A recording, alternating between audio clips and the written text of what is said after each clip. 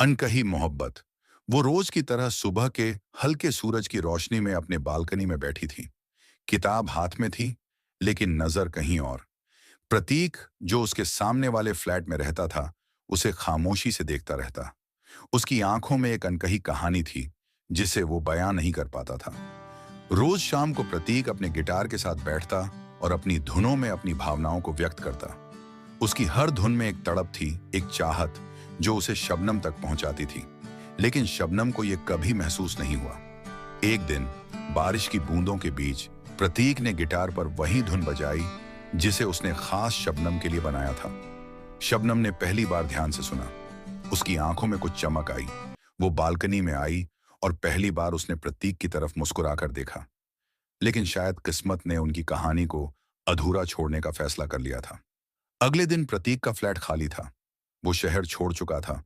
उसके गिटार की आवाज अब शबनम की यादों में बस चुकी थी। कई साल बाद जब शबनम अपनी किताब के साथ एक पार्क में बैठी थी, उसने कहीं से वही धुन सुनी। वो मुड़ी तो देखा, प्रतीक वहीं खड़ा था, गिटार के साथ। उनकी आंखें मिली। वो अधूरी कहानी, जो सालों से अनकही थी, आज उनकी मुस्कान में पूरी हो गई।